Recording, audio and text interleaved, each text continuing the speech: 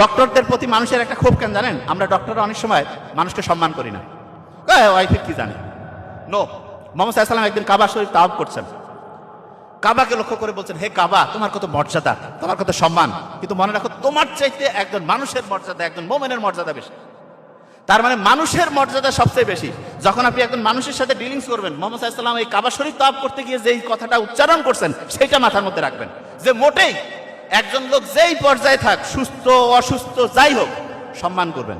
কেউ যদি আপনার সাথে খারাপ ব্যবহারও করে হাসি মুখে, তার ট্রিটমেন্ট অন্যভাবে দেওয়া যাবে, কিন্তু কখনোই তাকে হিউমিলিয়েট করে, তার মর্যাদাকে আক্রমণ করে কোনোদিন কোনো কিছু করবেন না। এইটা মাথায় রাখবেন, দেখবেন যে জীবন অন্যরকম হবে। আমরা যখন একটা রুগীকে মৃত ঘোষণা করি, তখন চোখের মধ্যে দেখি না পিউপিল ঠিক আছে না নাই, কি অবস্থা?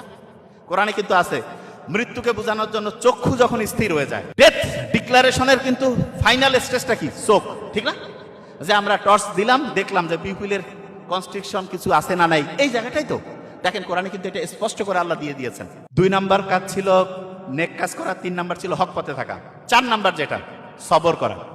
দেখেন গোটাল ডাক্তারের জীবনটাই কিন্তু সবরের মধ্যে, এবং সবরের মধ্যে বলতে শোনেন, আপনার রুগী কম করে দেখেন, কিন্তু রুগীকে বলবেন যে আমি আপনাকে ভালো টাইম দিব, আমাকে ভালোভাবে রেস্ট নিতে হবে, আমার ফ্যামিলিকে ভালো টাইম দিতে হবে, আমার ব্রেনটা আলফা ওয়েভে থাকবে, থিটা ওয়েভে থাকবে, আপনারও আমি সুন্দর ট্রিটমেন্ট দিয়ে ভালো ব্যবহার করে জীবনটাকে সুন্দর করতে পারবো।